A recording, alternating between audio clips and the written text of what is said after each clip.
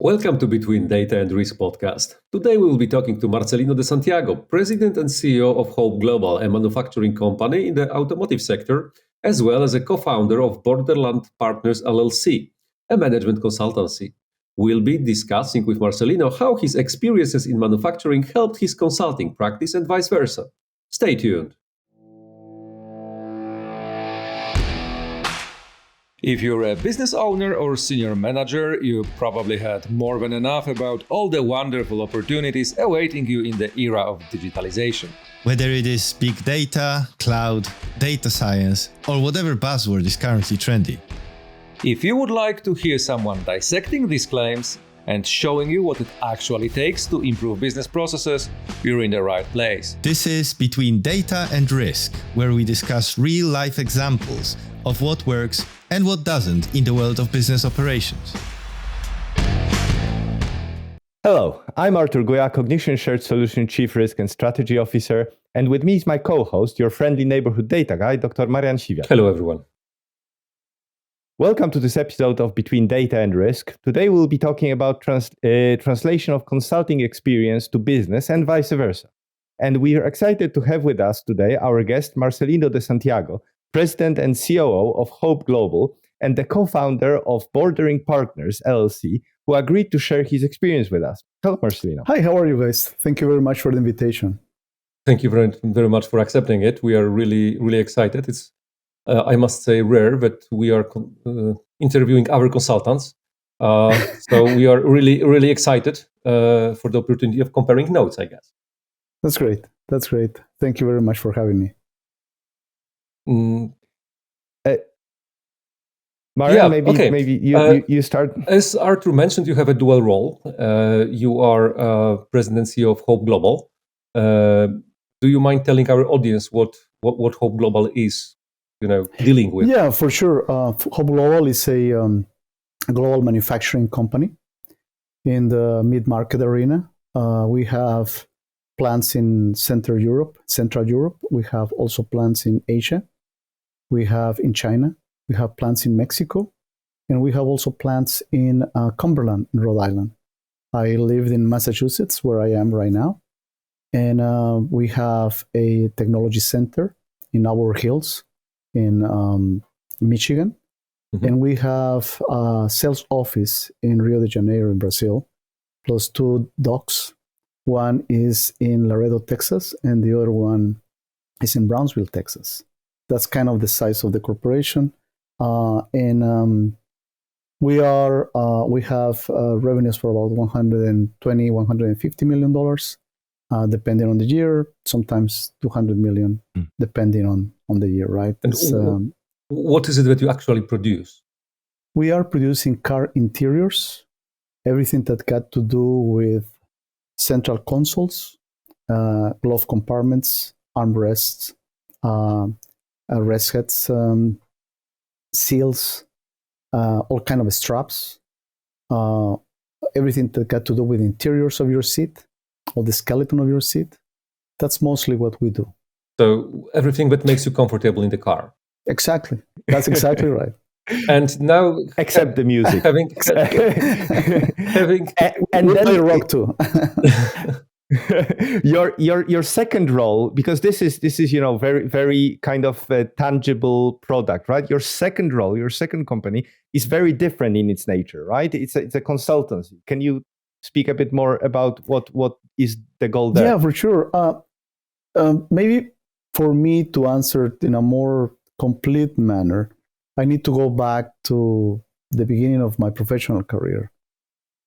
When I finished college, I went to work for this company, and they were nearby. We were nearby this very poor neighborhood, and the principal of the middle school went to visiting us. We were like 4 of us that we were recently graduated, and he asked us if we would be willing to give classes to the teenagers in those years. And I accepted. I think I was the only one who accepted that challenge. And I provided math and algebra classes. Then as together with my responsibilities, right? And then I was progressing in my career, in my professional career.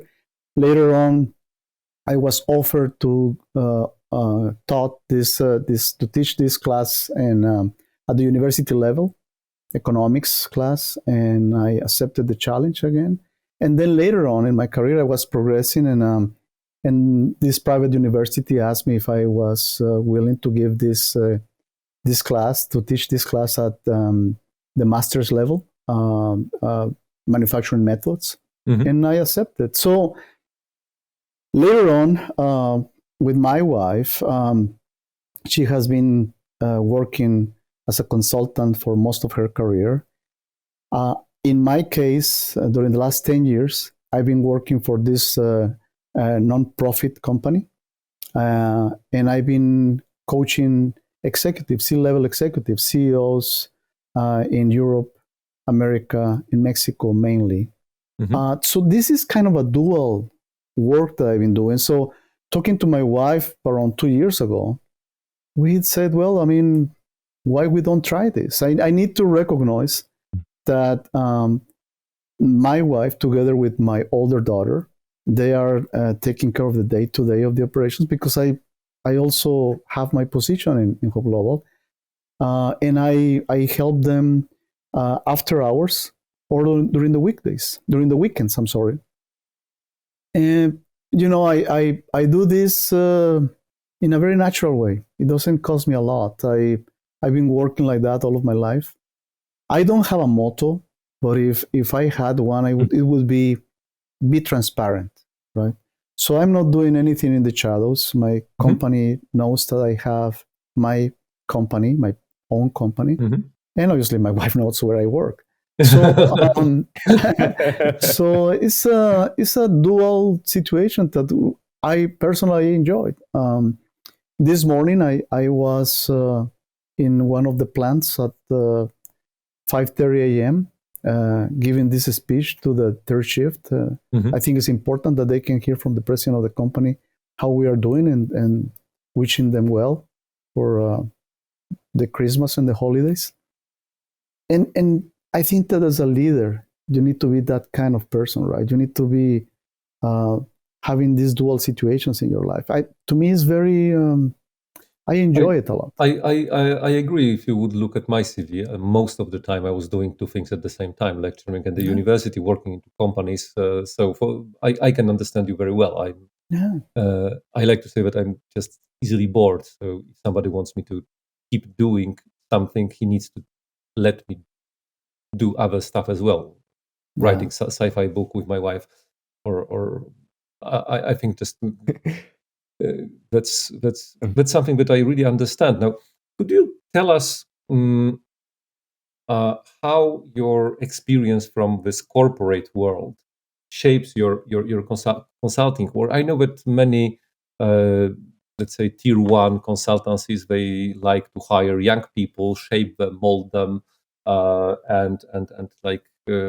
In their own image. Unfortunately. So could you tell us, like, why how your real business experience helps you in your consulting work? It's the problems that we are facing in manufacturing are in a higher or lesser degree the same around the world. I think that one of the advantages that I have in my career, I've been working in Europe, I've been working in the United States, in Canada, Mexico, in Asia. I've been visiting China since the year 2000. So I think I have proved that I can influence through cultures. That's the number one aspect, right? That you can go and you can understand the working culture of the area. Second is that, like I said, problems are not so difficult. I'm not so different, I'm sorry, in manufacturing. So right now it's inflation. You need to pay attention on the prices that you have for your products. It's also the supply chain. And something really important is the social aspect, right? The environmental aspect, what they call the ESG, the environmental, social, and governance. We had an episode which was very much focused on ESG. We were actually discussing why governance is there along environmental and social. So when you have that kind of a knowledge, it's just a transfer of things that you have lived and exchange of experiences. When you sometimes I am on the same table than a lot of my colleagues, CEOs, presidents, and directors of the board, and this is people that is very well educated, and it's people that knows manufacturing. So the level of interaction is a very high level.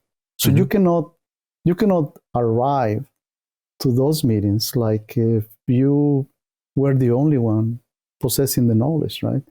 I think that the approach must be as a humble approach, number one, and number two, the interaction of these experiences enriches the desired goal that you have, the desired result. At least in my experience with these boards and the colleagues that I have, I think that what they are looking is just a sense of reality, right? They don't want the consultant that goes and tells them what to do from a theoretical point of view. It's just you go there and you know the culture, whether you are in China or in Mexico or in Europe or in America or in Canada, right? At least in my experience, and that facilitates the interaction when they know that you are for real. Right? It's and I think this collaborative approach is extremely important. But what kind of problems do you commonly see the people that you coach? Are there themes that especially recently have you've noticed coming back again and again through your interactions? Well, Artur, I think the first thing, and it may sound kind of silly to you guys, but the first thing that I make sure is that I understand. So I go and I listen at different levels. I listen what the leaders in the production area had to say, the supervisors, managers. Part of this is to listen, right? To understand the problems from the operation point of view, from the finance point of view with the numbers. And to understand what I was talking about, maybe it's going to be silly for you, is that sometimes we believe that we have a problem, but that problem is just the peak of the iceberg, right? Underneath, it's a much bigger problem. There is people who doesn't understand why they cannot attract people, why they cannot retain the talent. And they believe that it's because the factory is very noisy or they don't have the right salaries, which, believe me, those are factors. There is no doubt about it. But coming back to the environmental and social, if you don't have the right leadership, if everything that you do in manufacturing, in any industry, in my view, got to do with leadership. You can have a very good strategic plan, the tactics of that plan, but everything must be just laying on this huge layer of leadership, right? And my colleagues in the manufacturing industry, executives, C-level executives, board of directors, must have that in their minds, because the governance is precisely that. The people who really makes the governance working are the leaders, right? And from there, it cascades down. So it's kind of the scene. Yeah. It's not silly at all. I mean, these are wise words, and these are words that we tell our consultants every time, and we remind them, about humility and listening, because coming in with big boots and lots of kind of preconceptions. Yeah. It's what we've seen many consultants do, and it's what we try to always avoid. Now, this is I think very, very important. Totally agreed. Yeah, like we said in I'm sorry, Marian. Like we said in when you are in a board of directors, is hands off nose in, right? So you need to have the the flavor. You need to understand. You need to stop trying to direct. You need to hear, and then you need to collaborate.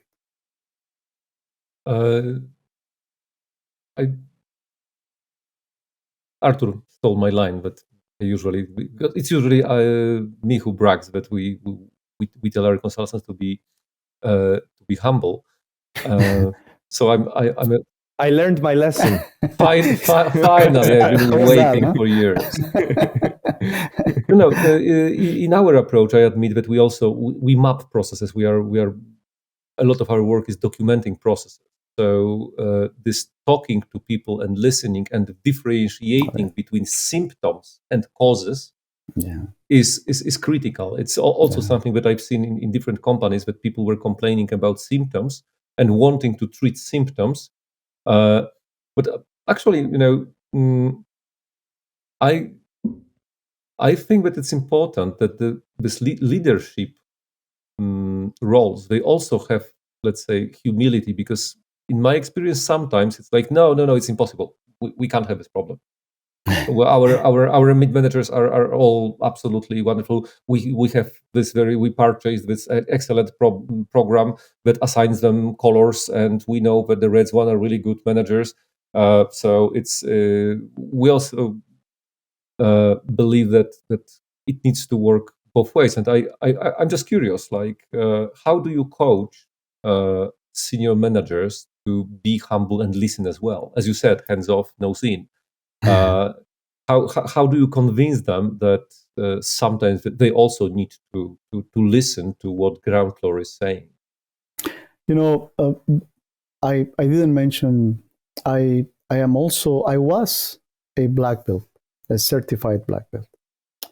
So I started to be Six Sigma, not karate or no, Six Sigma. Yeah, Six Sigma. Okay. So no, I don't force them to pay attention to no, Six Sigma black belt. I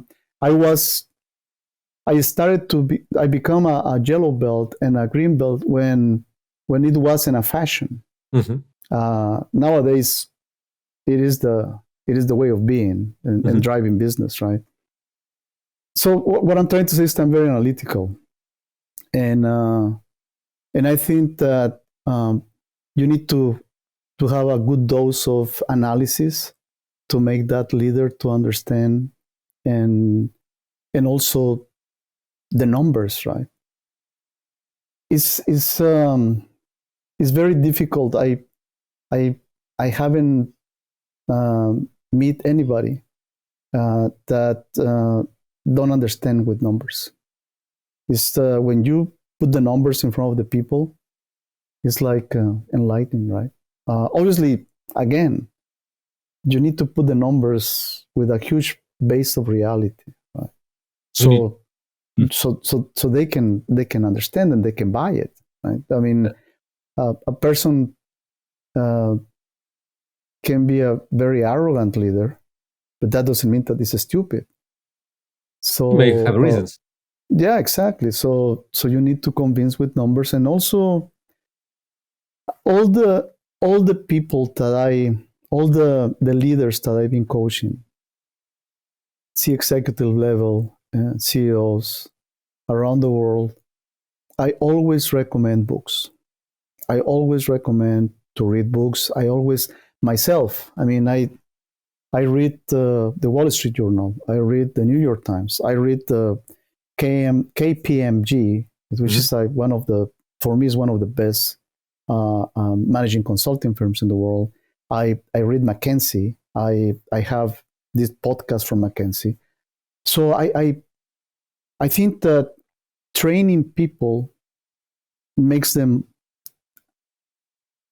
to find a better place in the world, right?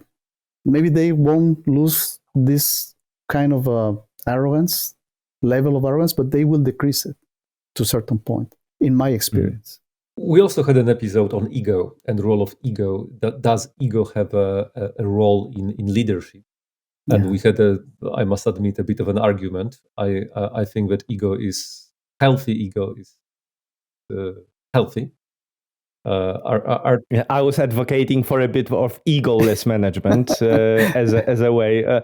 But on the other hand, I'm a data guy, so I very much advocate for convincing people with numbers, and even arrogant people like myself, I can be convinced given numbers. And also in the book on data mesh, I advocate working of data, close relation of data people and business people. Something that we see in our, let's say, work. We work a lot with data teams, and trying to get what data support can be given to business. And we notice that in many companies, they just don't talk to each other. They exchange messages, but they do not communicate. Marian, I don't know if I understanding the concept of the ego, and I know that maybe this is a different topic, and I don't want to go in a different direction. But the reason why I'm saying this is because what you are trying to do today to retain that talent, to attract talent, is precisely to be an including leader, right? You want people to have this feeling of belonging in the company. You want the people to feel that and to see that their ideas are also being taken into consideration. Absolutely. I think that inclusion, diversity, I have never been more successful in my life than when I had this team full of very different people. Absolutely. To me, I have had white Americans, Black Americans, Latinos, Asian Americans, Asian, Europeans, gays, lesbian, reporting to me. And believe me, it creates a very impactful atmosphere of improvement. But if you don't have the respect for the people, if what I have learned, if you act with this kind of ego, then the results are not there. This is something that maybe we should clarify. I don't think that ego means that you don't disrespect people. If you have healthy ego, you know your worth, and it so much that you absolutely have no problem with others being great.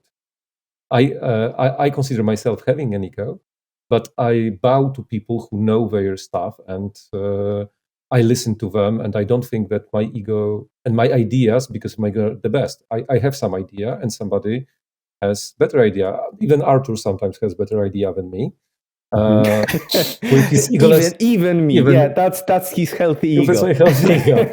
But so this is this little because I think we are all observing the soap opera of extremely big ego impacting a really big company.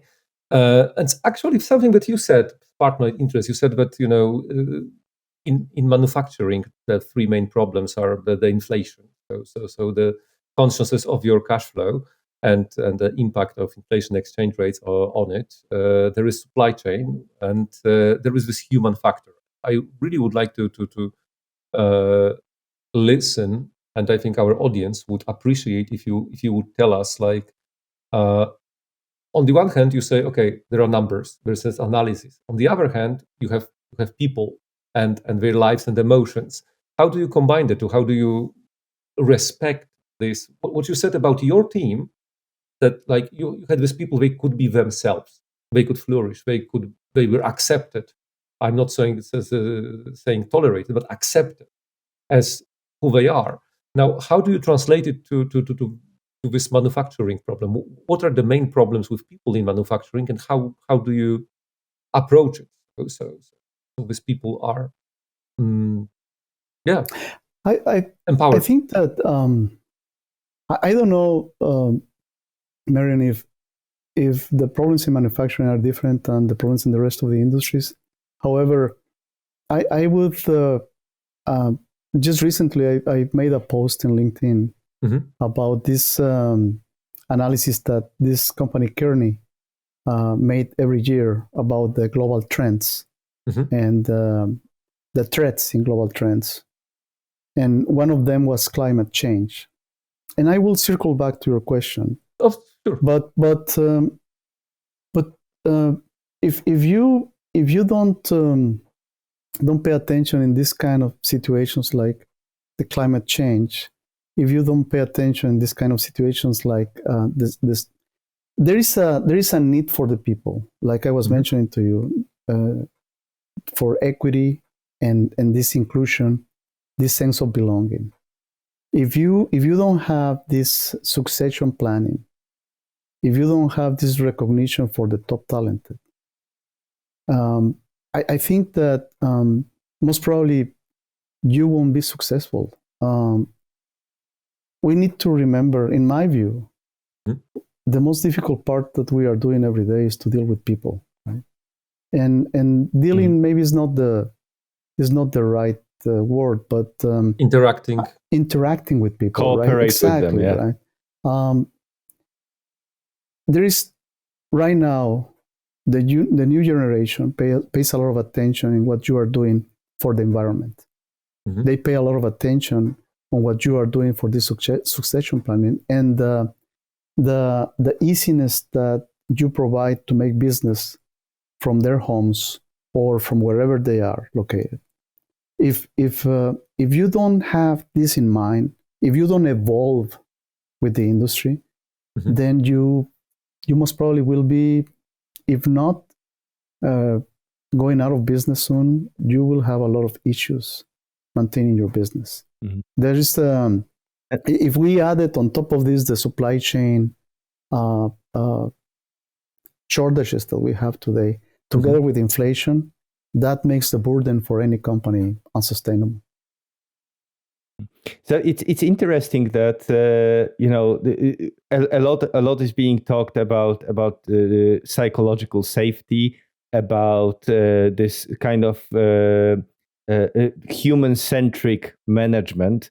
Where's a lot of I don't want to start bashing Twitter and Elon Musk again, but this is one of the examples where it seems to have gone completely the other way at some point, and but there is obviously a lot of focus in current post-COVID era and with the crisis at how do we make our people comfortable. So if you were to give some advice to managers who are listening or hopefully will be listening to this episode about how to exactly get this human-centric trend started in their companies, how would you advise them to do it? I think that first of all, we all need to pay attention to the environment.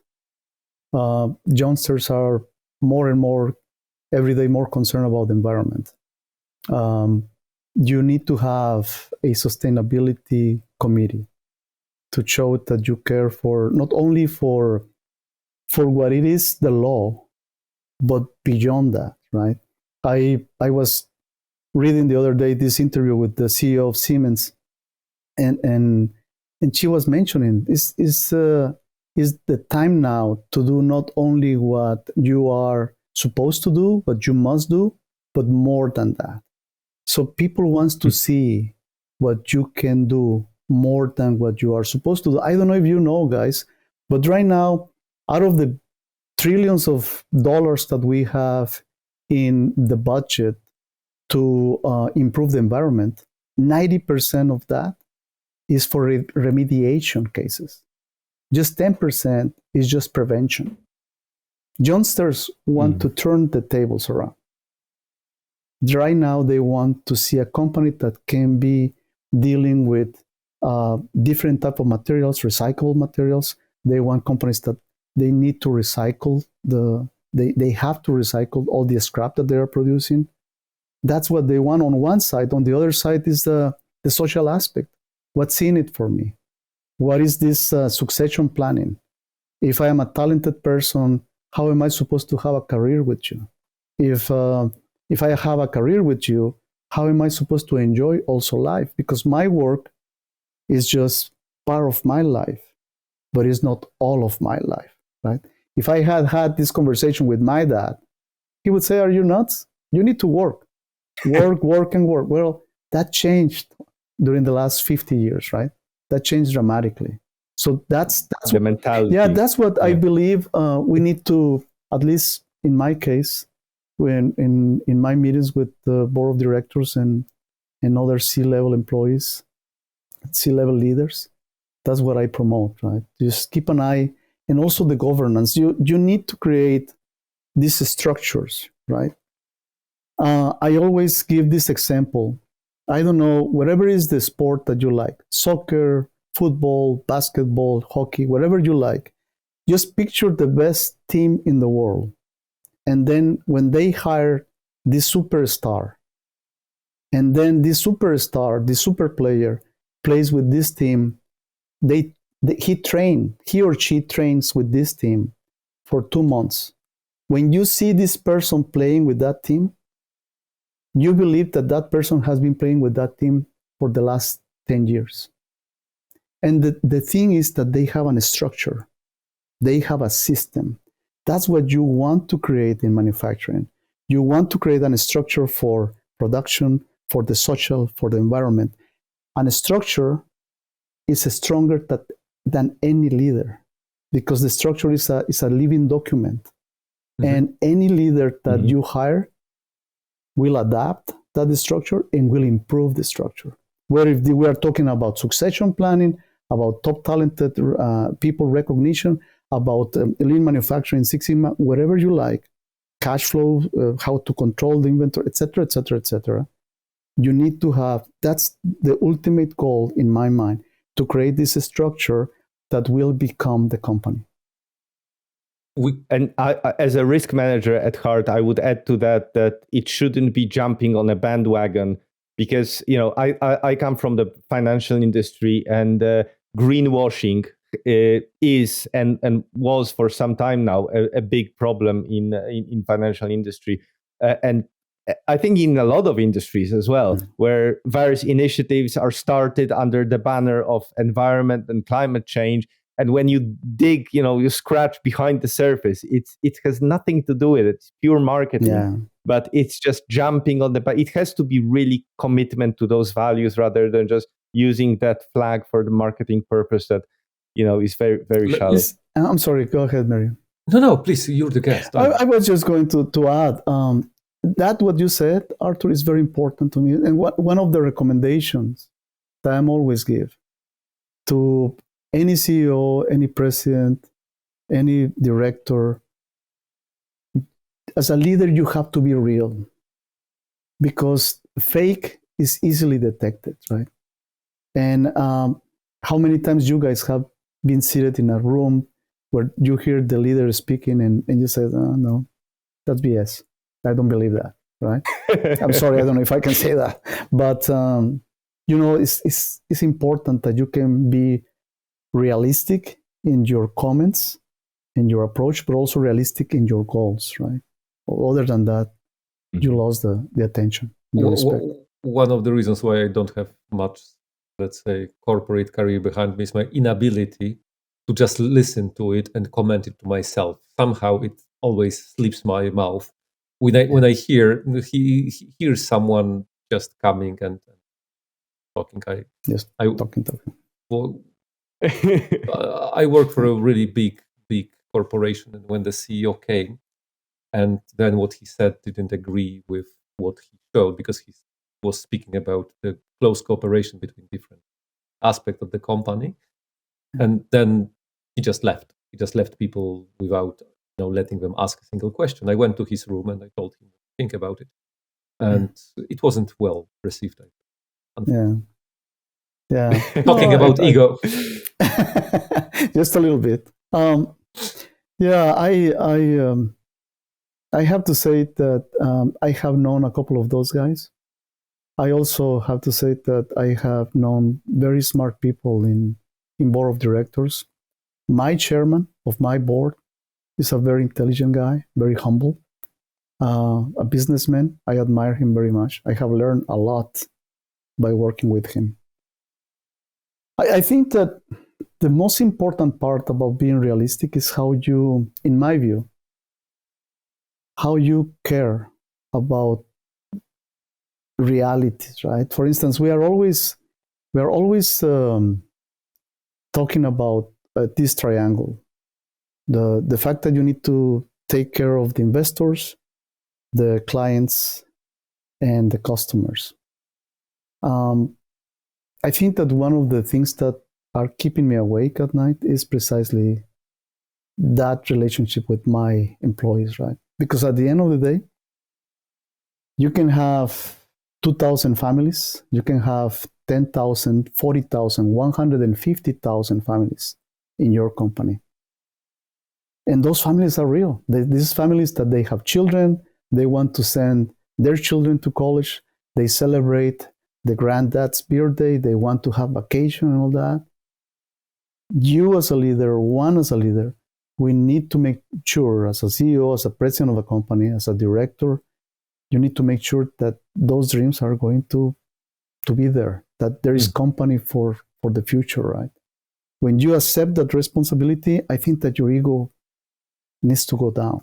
It's a matter of caring for the people, to have this human touch, right? And to care for really, and if you think about it, guys, if you care for the employees and their families, indirectly, you are caring for the benefit of the investors and your customers. And I think it was Richard Branson said, take care of your employees and they will take care of your business and of your clients. I must say that I admire this attitude. It's something that it worked for me many times. It's remembering that I cannot do everything myself, and if I want to delegate, I want to delegate to someone I can trust, and Exactly. this trust is earned. And if they are supposed to care about my company, I need to care about them, because otherwise, we have this now flow of quiet quitting, where people stop caring. People, and I'm not talking about just finishing at 5, because I oftentimes remind my people that they should actually go away and not bother me, at the middle of the night with emails, and they should get a life. But this quiet quitting is not about people just want to finish the work. They just never want to start it. They do it because they have to. And this is something which is, I think, lack of leadership, I think. No, it's definitely the kind of the right sentiment and the right attitude. And Marcelino, this is exactly, the sentiments that you express are very much aligned with what we've always tried to kind of impart on our consultants and the way we've worked with our clients. So I would like to thank you very much for expressing this in a very clear language, because it's important to be able to not just kind of believe in it, but also convey it to your clients, to the CEOs, to the chairman and board members of this world. If people want to find out more about your work on both companies, I guess the websites will be linked in the description to the episode. Mm-hmm. Is there any kind of other materials that you would like to share with the audience, or links? Not really. I think that my personal business and my LinkedIn profile, I will be more than happy in answering all the requests and questions that they may have, comments. Usually, I'm very I'm a very physical leader, right? I like to show presence. So if anybody is asking me or sending me a message, I always answer. Maybe 3 or 4 days after, but I'm always answering. It doesn't matter the level. It doesn't matter who this person can be. I think that I'm very reachable and approachable in that way, right? So thank you very much. I will be giving you my information, and happy to answer any questions and to comments.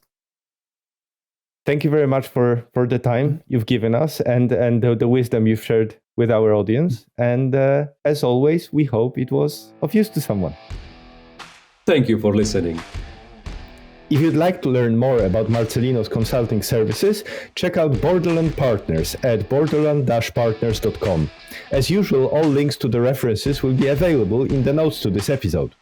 Also, don't miss the next one, where we'll be talking about how to get actionable insights from data and turn outputs into practical outcomes. We'll be talking to Dr. Tom Ives, Senior Data Scientist at Echo Global Logistics. Subscribe on your favorite podcast platform or visit bdr.show to find out more about future episodes and guests. You can also check out cognition.llc for more information on Cognition Shared Solutions, our services, and other events hosted by us. For now, it's thank you from myself, your friendly neighborhood data guy, Dr. Marian and my co-host, Artur. Thank you.